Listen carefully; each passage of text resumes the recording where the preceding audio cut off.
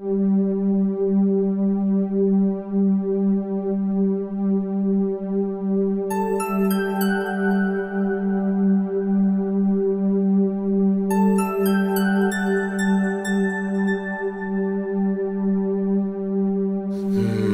could think of the, shall we say, ego self or personality much the way an actor would think of a character that they were portraying in a play. The actor prepares, often by creating or receiving a character sheet of sorts, a overview, a profile. And on this character profile, there are attributes of the character, descriptions, possibly even history and background and beliefs, which may give the actor clues as to how the character may or may not react or take certain actions during the course of the play, so that they have a better, more well-rounded idea of what the character they are playing is like and how to play them and portray them authentically and effectively. The ego self, its focus is primarily then on the character. Its concern and its primary function is simply to hold you in the experience of being that character, of being an incarnate being, having experiences of a various sort on your planet. Above and beyond that, it does not have a function. So, in its focus, it is concerned primarily with the survival of the character, and as such, has that limited focus only to the survival of the character, and as such, the survival of itself, so to speak. It presents to you those fears, those limiting belief systems which you are now holding on to.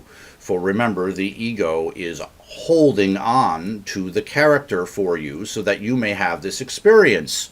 This is a good thing. You need this. It is integrated into your system. However, you do not need to live by it, for if you do, you are living that limited experience and holding on to only those beliefs which the ego believes will create its best chance for continuation and survival. Now, the higher self knows you as you truly are, is connected to the one energy source, what you might call love, of which all things are created, and it understands a broader perspective than this. It is the architect of the character. It understands you are only there having this experience for the joy and the sheer experience of it. So, it is not fearful for your survival, for it knows you are eternal. You know you are an eternal being. There is no harm that can come to it. Also, your nature, as your higher self, you, in your truest sense, is always interested in change, is always changing. The identity of yourself from the higher perspective is that of becoming. You are always becoming more, expanding into more of who you are. The higher self does not approach your fearful situations with the fear that you feel. It knows that it is, and all is, love, and there is love behind the fear. It does not judge any experience that any of you are having. It also knows, as the architect of your life and as that eternal being that knows itself as the control center, so to speak, always in control, that you are never a victim of anything, that all experience is valuable to you.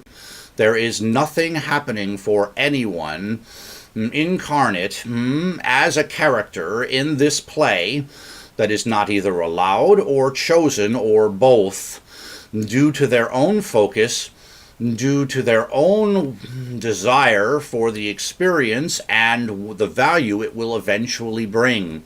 This is that broader perspective. And so one of the most, shall we say, important steps in trusting your inner spirit or higher self is to understand and to work with the idea, the concept, that nothing that is happening in your life or that you are encountering directly or indirectly is victimizing you in any way. And so in this, you begin to follow the higher self's urgings even through your fears, for as you truly look at your fears, you will see them for the illusion that they are. All energy, all things, all material, and all circumstances are made of the one from the source energy, and that source energy is love. This is challenging, we admit, we understand. This can be a difficult concept for the awakening soul to understand, for the awakening character being that you are to understand. But as you connect to it, as you take ownership for all that you encounter, you will find all is coming up to invite you through the challenge and out the other end, towards more love, towards more acceptance of all that is. You choose your lessons, so to speak. You choose your experiences, and you allow them, and they are all very valuable to you from your higher self perspective. Also know, the higher self is accessed through the heart.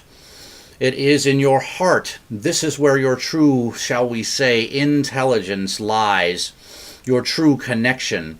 The ego is often communicating and primarily focused in the mind or the brain. Again, it is useful. Again, it is valuable.